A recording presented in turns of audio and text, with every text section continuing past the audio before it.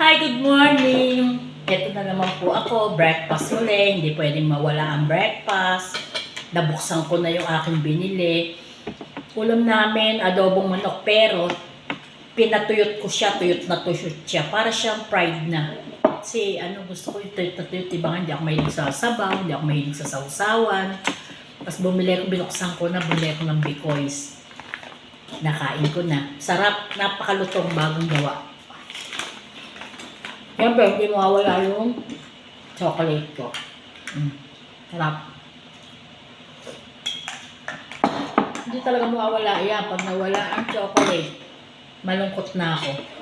Pero ito, lutong oh. Hop.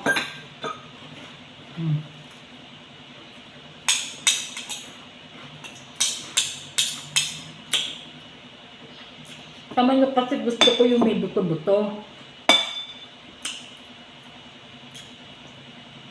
Ayoko ng puro laman. Ano siya, para siyang na-fried, pinride ko na siya. Para siyang yung chokes to go, yung katas niya lang, yung ganun lang. Kain. Kagabi. Naku, nabusog ako kagabi sa handaan. Ang birthday na inatinan ko.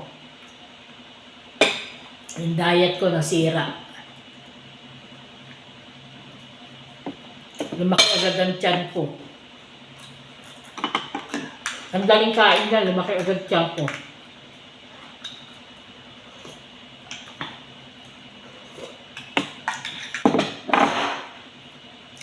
Hindi masaya, malungkot pagka nag-iisa ka lang kumain. Kaya lang, talagang gano'n, nasa school na yung dalawang bata, yung anak ko tsaka apo ko. Tapos yung manugang ko tsaka yung anak ko nasa trabaho na. Dalawa na lang kami dito nung apo kong maliit. Pasilip-silip na lang ako, ayun, nakikita ko sa kwarto. Eh, kaysa naman hindi ako kumain. Sabi nga ng anak ko, baka magkasakit ako. Kaya ako kumain.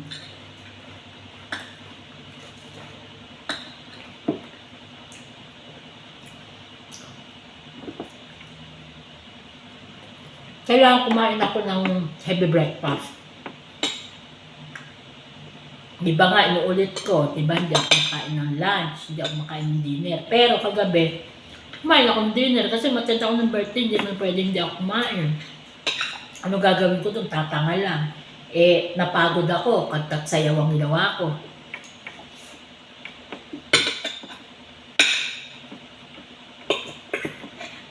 Nagpawisan ako, nagutom nga ako eh.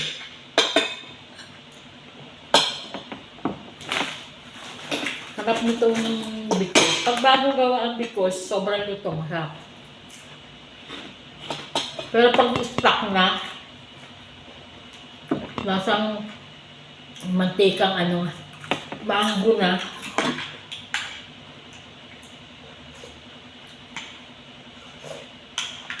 Yung adobong manok sumarap. Walang sarsa siya, pinatuyot ko siya. Sa totoo lang, hindi naman kasi ako mahilig sa sabaw, hindi ako mahilig sa sarsa, hindi ako mahilig sa sausawan. Kita mo nga, itong chicharon, hindi ko sinasawsaw. Ewan ko ba? Prutas, di rin ako mahilig. Pero kailangan malakas ka sa tubig. Water therapy ako.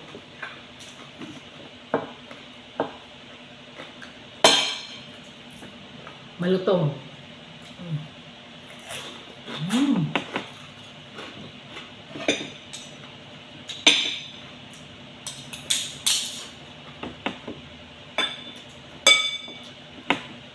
Masarap kasi sa manok, yung tuyot na tuyot yung pagkaka-adobo. Tapos masarap yung balat. Yung balat ng manok. Ang gusto ko naman sa manok, yung tumbong.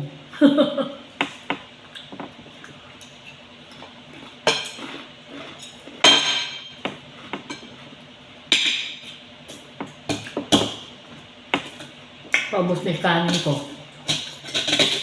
Pero konti lang na kinuha ko kanin. Siyempre, kapaalam na ako para pangalawa kuha kong kanin, hindi nyo na makita. Heavy breakfast nga eh. Kailangan 2 hakot ng kanin.